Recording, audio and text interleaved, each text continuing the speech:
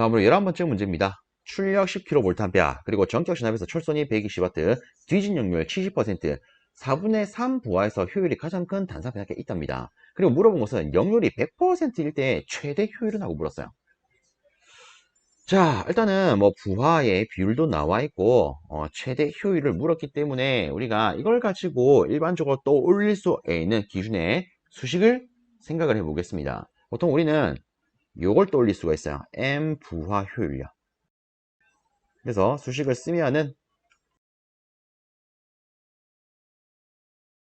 이렇게 쓸 수가 있습니다. 그죠?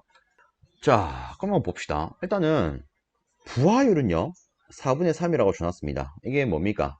M 자리에 뭘 넣으면 돼요? 4분의 3요. 아, 참고로 이 M에다가 100%를 의미하는 1을 넣게 되면 이때 이 수식을 우리는 전부하 효율이라고 부를 수가 있습니다.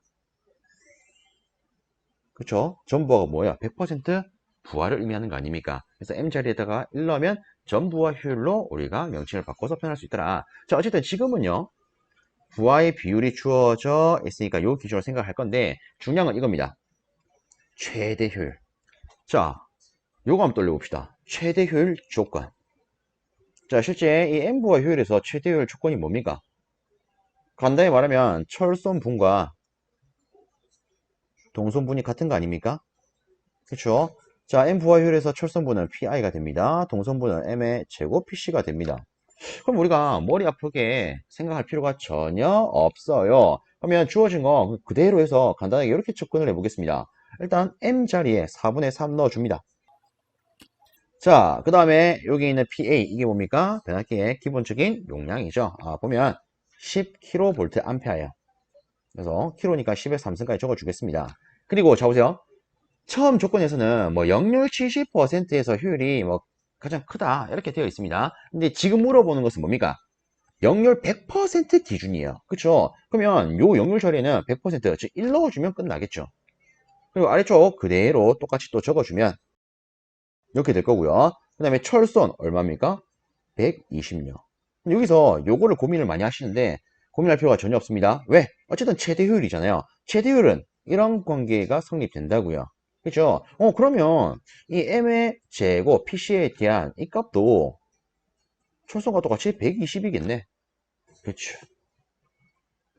그래서 이것을요 여러분들이 갖고 있는 계산기에 넣으면요 계산기에서 얼마가 나오냐 96.9%가 나옵니다. 그래서 이렇게 계산하시면 되겠습니다.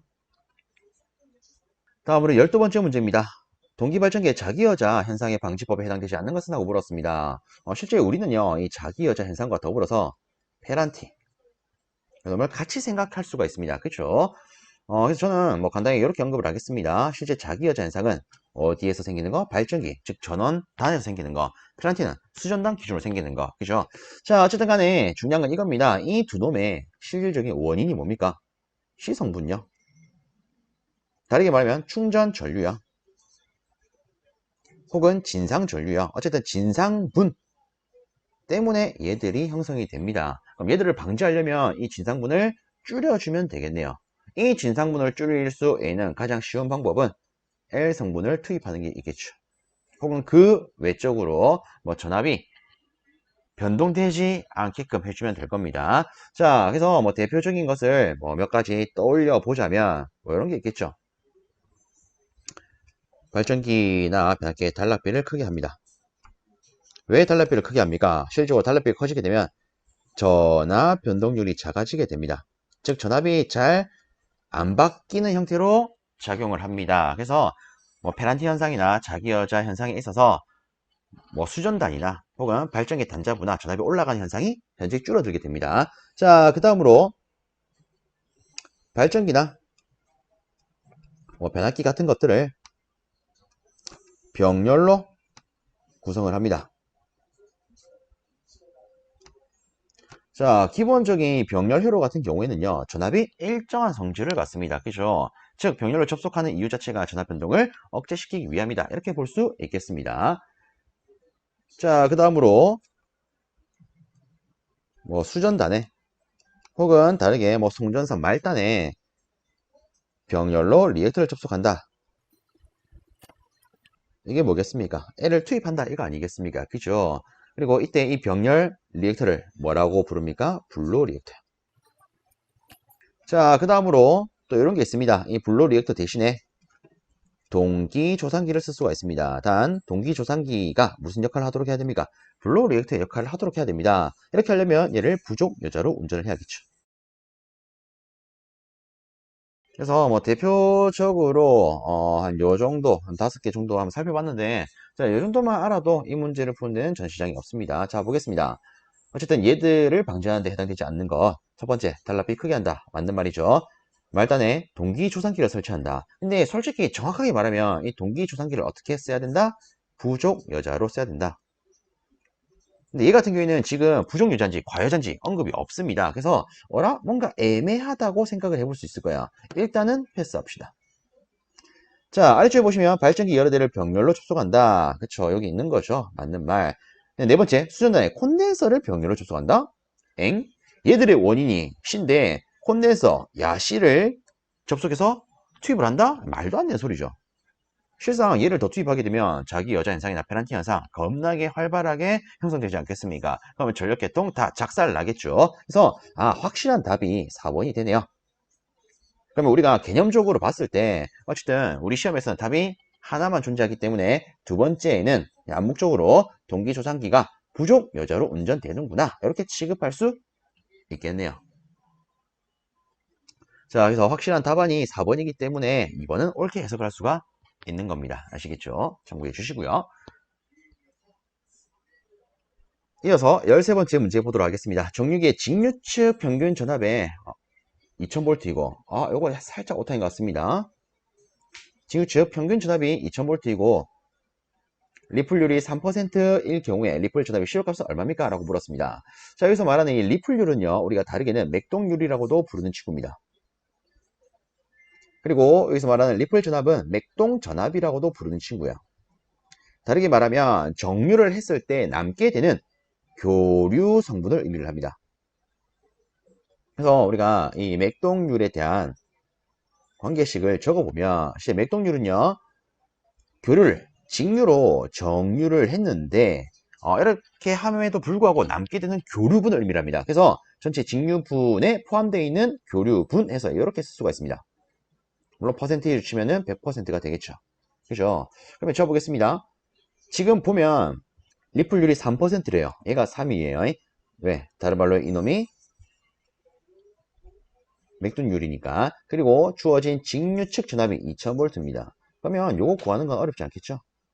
그렇죠? 그래서 지금 우리가 구하고자 하는 이 교류 전압이 다르게 무슨 전압이다? 맥동 전압 또는 리플 전압이더라. 뭐 이런 용어적인 관점도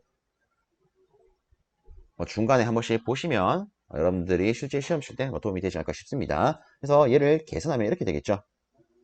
자, 싸그리 한번 이항을 해봅시다. 이항을 하면 교류분은 200 곱하기 3 나누기 100이 될 겁니다. 그래서 답은 2000이죠. 그래서 답은 60V. 4번 되겠죠. 자, 다음으로 14번째 문제 보도록 하겠습니다. 유도발전기에 대한 내용을 옳지 않은 것은? 하고 물었습니다. 자, 유도발전기. 자, 실상 여러분들이 공부를 하실 때 유도발전기에 대해서 대부분 안 배우실 겁니다. 그렇죠? 그래서 보통은 이건 내가 안 배우는데 에라 모르겠다, 그냥 찍자, 이렇게 생각할 수도 있습니다. 근데 이 같은 경우에는 여러분들이 배운 내용 혹은 여러분들이 기억하고 있는 내용을 기준으로 해서 충분히 답은 골라낼 수가 있습니다. 한번 접근해 보겠습니다. 자, 첫 번째, 동기발전기와 달리 동기화를 할 필요가 없다? 여기서 말하는 동기화는 뭐 회수속도의 일정화라고 생각을 하시면 좀 편하실 겁니다. 자, 우리가 아는 동기기는요, 회수속도가 일정해야 되는 특징을 갖고 있습니다. 근데 유도기는 일정해야 됩니까? 아니죠. 속도를 충분히 바꿀 수 있지 않습니까? 그래서 가만 생각해 보면 물론 지금은 발전기 기준인데 어쨌든 발전기나 전동기는 구조적으로는 우리가 일치하다고 생각할 수 있기 때문에 이렇게 봅시다. 동기기는 속도 제어법 있습니까? 없습니까? 없습니다. 근데 유도기는 속도 제어법이 있어요. 그죠? 즉, 이 친구는요, 얘랑 다르게 속도를 일정화시킬 필요가 없습니다. 그럼 얘는 맞다라고 볼 수 있겠죠. 자, 두 번째, 동기 속도 이상으로 운전할 수 있다? 솔직히 요거는 잘 모르겠어요. 그렇죠? 근데 자, 솔직히 요 같은 경우에 우리가 한번 생각을 해볼 수 있습니다. 우리가 유도기를 배울 때 슬립의 범위를 다룹니다. 그죠? 그럼 간단히 한번 살펴봅시다. 자, 우리가 아는 슬립의 범위는요, 보통 이래요.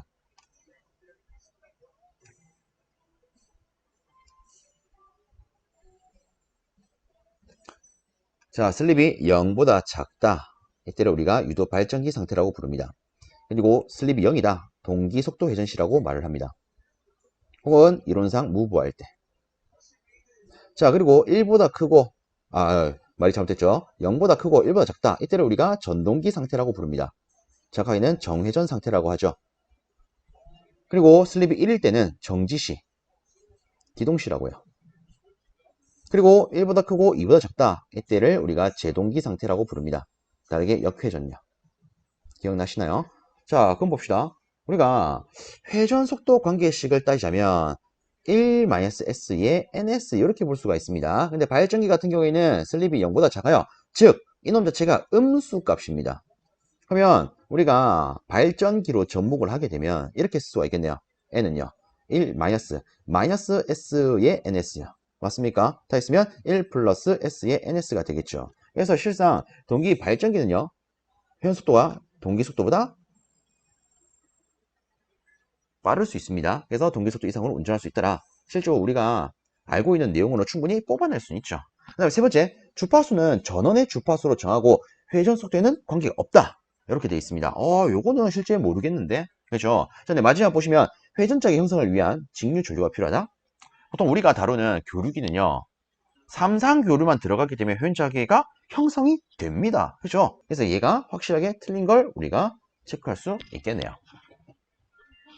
자, 그럼 세 번째, 요 놈은 무슨 말이냐면, 실제 이 유도 발전기가 이 발전기의 역할을 하려면 외부에 전원을 일부 조금 투입을 해줄 필요가 있습니다. 그래서 여기에 나와 있는 말은 이거야. 주파수는 외부에서 공급되는 전원의 주파수로 정해진다. 아시겠죠? 그리고 이 외부에서 공급되는 전원의 주파수는 이 유도 전동기 회전 속도에는 영향을 주지 않는다. 이런 의미가 됩니다. 그래서 단순히 외부에서 전기만 공급하는 거기 때문에 회전 속도에는 영향을 주지 않더라. 이런 내용이 되겠습니다. 그래서 실상 이런 문제가 나오면 제가 뭐 이렇게 여러분과 같이 풀어낸 것처럼 우리가 알고 있는 우리가 배운 개념을 가지고 한번 접근을 해 보시길 바랍니다. 다음으로 15번째 문제입니다. 전압비가 요렇게럼 되어 있는 변압기를 감극성으로 결선을 하고 고압 측에 400V의 전압을 가하면 고압 측과 저압 측 사이에 접속된 전압계의 지시는 몇 볼트입니까? 라고 물었습니다. 실제 문제에서는 뭐 U단자, V단자 뭐 이런 식으로 부가적인 언급도 조금 자세히 나왔었습니다. 근데 저는 일단 문제를 요 정도로만 구성을 시켜 놨습니다. 자, 참고해 주시고요. 자, 일단 개념적으로 한번 살펴보겠습니다. 자, 우선에 여기에 변압기 철심이 있습니다. 그리고 1차 측 코일, 2차 측 코일. 자, 그 다음에 실제 이 권수비가 420대 105예요.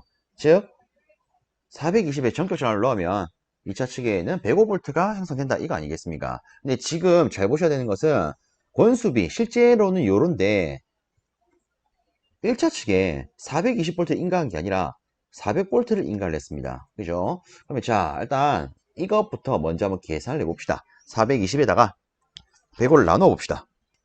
그럼 얘는 4가 나와요. 그래서 간단하게 아이고 권수비는 4구나 이렇게 볼 수 있겠죠. 그러면 400V가 들어왔을 때 이 2차 측 단자에는 몇 볼트가 생길까요? 그럼 우리 이 권수비 관계를 가지고 한번 쳐줘 봅시다. V2분의 V1.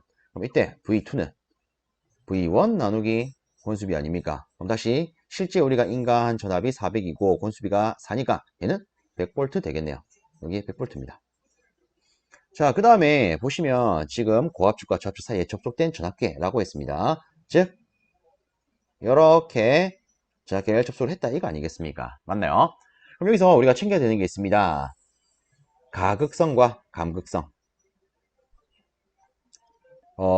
만약에 가극성으로 주어져 있다. 그럼 이때 전압계의 지시값은 1차 측 더하기 2차 측이 됩니다. 감극성은 1차 측 마이너스 2차 측이 돼요. 그래서 어렵게 생각하지 마시고 이게 뭐야? 더할까 아닙니까? 그래서 더해준다. 감극성은 감소한다 아닙니까? 그렇죠? 그래서 마이너스 해준다. 끝입니다. 그럼 끝났습니다. 지금 주어진 게 감극성 아니겠습니까? 그래서 감극성 전압기의 지시값은 1차 값 400 마이너스 2차 값 100 하니까 300 되더라. 답은 이렇게 되겠죠. 근데 만약에 가극성으로 주어졌다. 그럼 그때 답은 500이 되겠죠. 참고해 주시길 바랍니다. 자, 다음으로 아래쪽에 있는 16번째 요놈 보도록 하겠습니다. 유도 전동기에서 인가 전압이 일정하고 주파수가 전격에서 수퍼센트 감소할 때 나타나는 현상을 옳지 않은 것은? 라고 물었습니다. 자, 첫 번째부터 한번 간단히 해석을 해봅시다. 이거 동기속도가 감소한대요. 그럼 동기속도 관계식 돌려야겠죠? 동기속도는 P분의 120F요. 그럼 여기서 이 주파수가 감소를 했으니까 이 친구도 감소하겠네요. 자, 그 다음에 누설 리액턴스가 증가한다. 자, 보겠습니다. 일단 일반적으로 우리가 말하는 누설 리액턴스 다 유도성 리액턴스죠. 얘는 오메가 L이에요. 다 했으면 2 파이 FL입니다. 그럼 자, 봅니다. 주파수가 감소했어요. 그럼 이 친구도 감소하겠네요. 근데 증가한다? 택도 없는 소리죠. 그래서 답은 2번 되겠습니다. 자, 그 다음으로 이 철선 한번 볼게요. 이건 간단하게 저는 이렇게 접근을 하겠습니다. 실질적으로 이 철선 같은 경우에는 우리가 거의 대부분 히스테리시 손실을 내포하고 있기 때문에 히스테리시 손실과 같이 이런 관계를 갖습니다. 이렇게 표현할 수가 있습니다. 그럼 실상 주파수가 감소하게 되면 철선은 증가하게 되겠죠. 손실이 증가했으니까 효율은 감소하게 됩니다. 그렇죠? 그래서 답은 2번. 다시 한번 체크를 해줍니다. 다음으로 17번째 문제입니다. 직류전동기에 대한 설명 옳은 것은? 하고 물었습니다. 자, 일단 첫 번째, 타여자 전동기는 속도 제어 범위가 좁다? 아니죠. 실질적으로 이 타여자의 가장 큰 특징 중에 하나가 광범위한 제어를 할 수가 있더라. 이런 게 있습니다. 그래서 뭐 타여자 발전기는 광범위한 전압 제어를 할 수가 있고, 타여자 전동기는 광범위한 속도 제어를 할 수가 있더라. 그래서 범위가 좁은 게 아니라 넓어요. 자, 그 다음에 두 번째, 분권 전동기는 극성을 반대로 하면 역회전한다? 아니죠. 자, 이거에 대해서 아주 간단히 한번 보겠습니다. 우리가 이 직류기를 크게 분류를 하면 타여자와 자여자로 나타낼 수가 있습니다. 일단 이 타여자 같은 경우에는요, 계좌가 전기자와 접속이 되어 있지 않은 거고, 자여자는 계좌가 전기자에 접속이 되어 있는 겁니다. 그죠? 그리고 이 자여자 내부에는 우리가 분권, 직권, 복권 같이 묶어서 볼 수가 있습니다. 자, 그리고 이 자여자 같은 경우에는 전원의 극성을 반대로 했을 때, 자, 이렇게 한번 적어봅시다. 자여자는 영향을 받지 않습니다. 즉, 역회전하지 않습니다. 근데 타여자는 어떻습니까? 얘는 역회전하죠. 그죠? 그래서 이렇게 역회전한다라고 하는 것은 분권이 아니라 실상은 타여자가 되어야겠죠. 자, 그리고 세 번째, 직권 전동기는 급변하는 부하에 적합하다. 실질적으로는 얘가 답이 됩니다. 자, 우리가 이렇게 알고 있는 이 직권 같은 경우에는요, 이런 특징이 있죠. 모든 전동기 중에 토크가 가장 커요. 맞습니까? 그리고 또한 속도 변동도 가장 큽니다. 그렇기 때문에 얘는요, 급변하는 부하에 굉장히 잘 버틸 수가 있습니다. 그리고 또한 이런 성질을 가지고 우리 뭐 크레인, 전기철도 이런 데도 쓸 수 있더라. 이런 것도 생각해 볼 수 있겠죠. 그죠? 자, 끝으로 네 번째도 한번 보겠습니다. 가동복권 전동기는 경보에서 속도가 급상승할 우려가 있답니다. 실질적으로 이놈 같은 경우에는 간단히 이렇게 볼 수가 있습니다. 복권은요, 직권과 분권이 섞인 거 아닙니까? 그래서 일부 직권의 특징을 가지고 있고 또한 일부 분권의 특징을 가지고 있습니다. 그럼 여기서 이렇게 보겠습니다. 분권에 있어서 가장 큰 특징, 일단 전동기 기준으로 보겠습니다. 얘는요, 정속도 특성을 가지고 있습니다. 맞나요? 자, 그럼 볼게요. 가동복권 전동기는 이 둘을 섞은 거 아닙니까? 그래서 이놈의 성질도 일부 가지고 있습니다. 그렇기 때문에 경보에서 속도가 급상승, 즉 급변한다, 이게 아니라 급상승의 우려가 많지 않습니다. 아시겠죠? 우려가 작아요. 왜? 일부 정속도 되는 특성이 있기 때문에. 자, 그래서 이렇게 접근을 한번 해볼 수 있겠더라 체크하고 다음 문제 넘어갑니다. 자, 18번째입니다. 권선형 유도 전동기의 기동법에 대한 설명으로 틀린 것은? 하고 물었습니다. 자, 첫 번째 보기입니다. 기동 시 2차 회로의 장을 크게 하면 큰 기동 토크를 얻을 수가 있다. 그쵸? 자, 간단히 체크를 하면요. 자, 정확하게는 2차 저항제어법이 될 거고요. 이 내용이. 자, 특히 이 권선형 같은 경우에는 비례추위 관계, 즉 2차 저항이 슬립에 비례하는 특성을 지니고 있기 때문에 이걸 가지고 우리가 이 전동의 특성을 조절할 수가 있습니다. 그래서 그 대표적인 게 기동 아니겠습니까? 자, 보통 우리가 기동이 잘 된다라고 하는 것은 기동 전류가 작고 기동 토크가 큰 것을 의미를 합니다. 자, 그래서 우리가 관계적으로 표현을 하면 이렇게 되겠죠. 예를 들어 2차장을 키울 수 있다면 당연히 슬립이 커질 겁니다. 그리고 실질적으로 슬립은 기동 토크와 비례하는 관계로 표현할 수 있기 때문에 토크가 커집니다. 그리고 저항이 커졌기 때문에 당연히 내부의 전류는 줄어들 거예요. 그리고 토크는 0.975n분의 p, 즉 속도에 반비례하기 때문에 토크가 커지면 속도는 줄어들겠죠. 그죠? 그래서 보면 기동 토크가 커지고요. 기동 전류가 작아지기 때문에 우리가 얘를 가지고 기동 특성이 좋아요. 이렇게 말할 수가 있죠. 자, 근데 여기서 유의하셔야 되는 게 기동 토크는 이렇게 커지지만 최대 토크는 어떻다? 불변이다. 정확하게 3상 권선형 유도 전동기에 있어서 최대 토크는 불변이다. 이거는 확실히 구분을 해주셔야 됩니다. 아시겠죠? 그럼 얘는 맞는 말이죠. 자, 그 다음에 두 번째, 기동 시 2차 회로의 저항을 크게 하면 기동 전류를 억제할 수 있다. 즉 기동 전류를 낮출 수 있다. 얘도 맞는 말이 됩니다. 자, 그 다음에 세 번째, 2차 권선의 저항을 크게 하면 속도 상승에 따라서 외부 저항이 증가한다. 일단은 저는 이렇게 언급을 하겠습니다. 일단 외부 저항과 2차 저항의 관계성을 따지면 이런 수식을 떠올릴 수가 있을 겁니다. 그쵸? 자, 그러면 실상 이제 얘가 커짐에 따라서 당연히 외부 저항 커질 수 있을 거예요. 그러면 뭐 굳이 따지자면 이 수식 관계를 따지자면 얘가 커지게 되면 외부 저항도 증가를 하겠네요. 근데 요건 어떨까요? 자, 우리가 앞에 있지만 실질적으로 2차 저항이 커지게 되면 속도는 어떻게 된다고요? 감소한다고요. 그래서 얘는 상승이 아니라 감소가 되어야겠지요. 답은 3번이 되겠습니다. 자, 그리고 마지막 네 번째, 2차 권선의 저항을 크게 하면 요거는 조금 또 못하네요. 크기가 아니라 크게입니다. 크게 하면 운전 상태의 특성이 나빠진다? 그렇죠. 실적으로 이 2차 권선의 저항을 크게 하면 기동 특성은 좋아집니다. 근데 실상 이 기동과 반대되는 게 뭡니까? 운전이죠. 그죠? 실질적으로 이 전동기가 운전을 원활하게 하려면요. 내부에 흐르는 전류는 커야 됩니다. 그리고 속도도 어느 정도 받쳐줘야 돼요. 근데 우리가 기동 저항을 크게 하면요. 기동시의 저항을 크게 하면 전류 작고 속도 떨어지는 거 아닙니까? 그래서 운전시 기준으로 보면 우리가 특성이 나쁘다라고 볼 수가 있습니다. 아시겠죠? 그래서 기동적인 관점에서 보면은 특성이 좋아요. 근데 운전의 관점에서 보면은 특성이 나쁘다라는 겁니다. 그래서 요거는 확실히 두 개념 좀 구분하는 게 좋겠죠. 자, 이렇게 문제 마무리하고요. 다음 문제 살펴보겠습니다. 19번째 문제입니다. 도체수가 1152개, 2 내부 회로이고 권선 개수가 파이분의 2인 교류 정류자 전동의 1 내부 회로의 유효 건수는 얼마입니까? 라고 물었습니다. 자, 일단 요 같은 경우에는 제가 간단히 이렇게 좀 언급을 해보겠습니다. 자, 일단 예를 들어 여기 어떤 회전자가 있다라고 보겠습니다. 이 회전자에 우리가 권선을 이렇게 딱 감을 거예요. 근데 우리가 일반적으로 도체라고 하는 것은 이게 전기자라면 이 전기자 옆면에 있는 부분, 자, 그게 우리가 코일변이라고 하죠.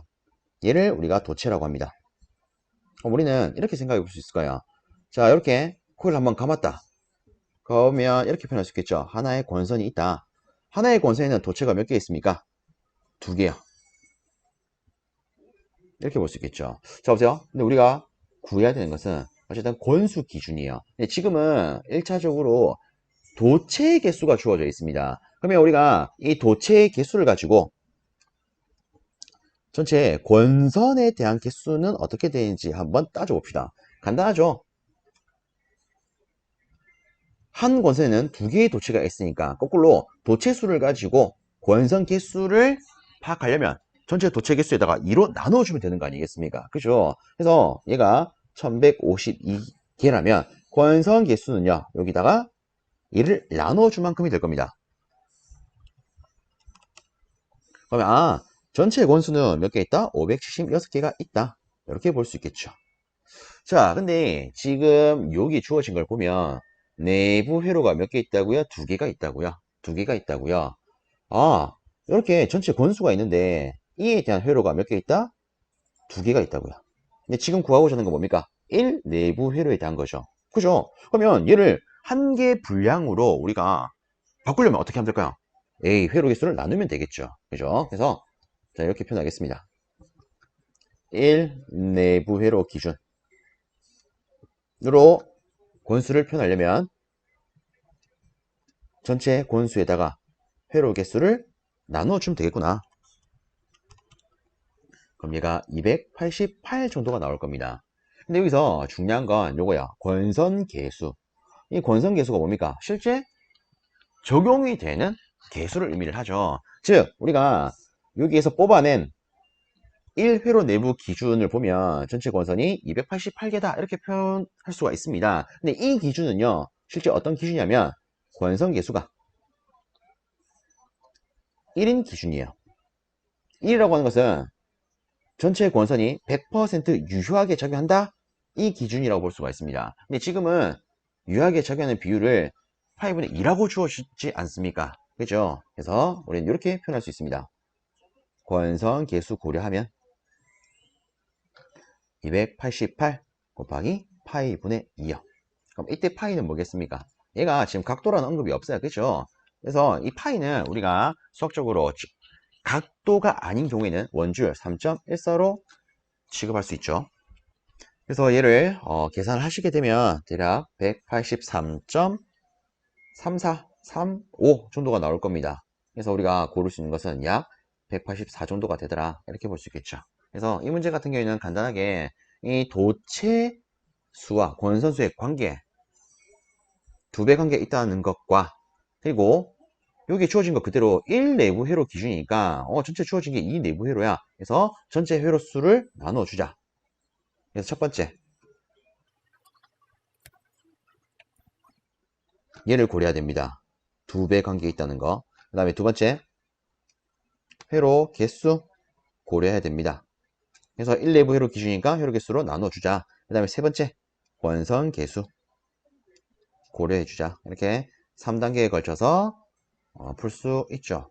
알고 보면 실제 우리가 이 지문을 접했을 땐 꽤나 생소하게 느껴질 수 있는데 알고 보니까 크게 어려운 문제는 아닌 것으로 느껴집니다. 그죠? 체크해 주시고요. 그 다음에 실상 제가 이 문제를 23년 1회 정확하게 2월에 출제된 문제에서 약간 잘못 푼 부분이 있습니다. 그래서 그 영상에 있어서 제가 고정 댓글로 달아놨는데 혹시나 그 영상을 보신 분들이 계신다면 고정 댓글에 제가 정정사항 올려놨기 때문에 요거를 좀 참고해 주시길 바랍니다. 그래서 지금 제가 안내를 드리고 있는 이 내용이 이 풀이가 옳은 표현이라고 저는 언급을 하겠습니다. 자, 이렇게 하고요. 마지막 20번째 문제 보도록 하겠습니다. 자, 승합용으로 사용되는 단권변압기의 특징을 옳지 않은 것은 하고 물었습니다. 자, 일단 첫 번째 보기 보겠습니다. 누설 리액턴스가 작아서 전압 변동률이 좋대요. 그쵸? 이 말이 실제 정확하게는 전압 변동률이 작다라는 의미죠. 그래서 우리가 익히 알고 있는 이 단권 변압기의 특징 아니겠습니까? 좀 간단히 살펴보자 하면 여기 두 군데 변압기 철심이 있습니다. 자, 우리가 일반적인 변압기를 먼저 따져보면 1차 측에 권선, 2차 측에 권선이 있어요. 이거 아닙니까? 근데 단권 변압기는 1차 측에 권선이 있고요. 일부 이렇게 빼서 1차 측으로, 전체 이렇게 빼서 2차 측으로 쓴 친구가 됩니다. 그래서 이 단권 변압기는요, 이렇게 크게 철심이 필요가 없어요. 그래서 이 철심을 잘라서 이렇게 쓸 수가 있죠. 자, 그래서 얘가 이제 일반적인 변압기가 되는 거고, 얘가 단권 변압기가 됩니다. 그래서 보면 실제 일반적인 변압기에 있어서 전류가 흘러 들어오게 되면 1차 측 코일에 자속이 발생을 합니다. 이 자속이 당연히 2차 측에 전달이 될 거예요. 근데 이 자속이라고 하는 것은 실제 투과하는 개념이기 때문에 이러한 철심이 꺾이는 부분에 있어서 새어나가는 자속이 발생할 수밖에 없습니다. 얘를 누설 자속이라고 하죠. 근데 단권 변압기 같은 경우에는 여기 아래쪽에 있는 권선에서 자숙이 생겼다. 이 자숙이 위쪽에 막바로 세워나감 없이 막바로 작용을 합니다. 물론 우리가 정확하게 따지자면 이렇게 되죠. 이 부분을 좀 더 확대해서 그리면 이렇게 됩니다. 그래서 이 부분이 블록 원선이 되는 거고 위에 이 부분이 직렬 원선이 되죠.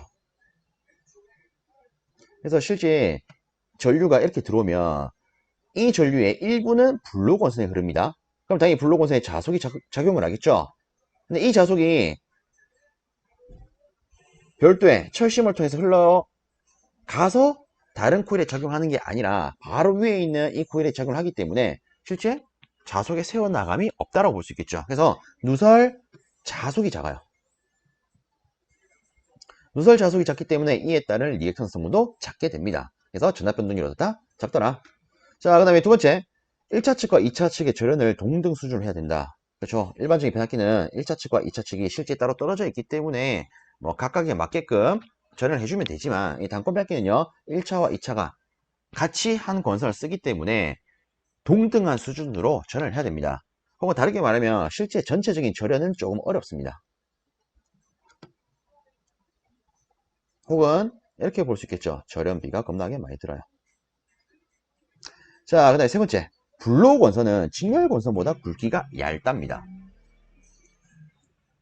자, 이거는 솔직히 잘 모르겠어요. 근데 네 번째 한번 볼게요. 1차 측 전류가 2차 측 전류보다 작대요. 자, 요거는 우리가 이 모델을 간단히 생각하면 끝입니다.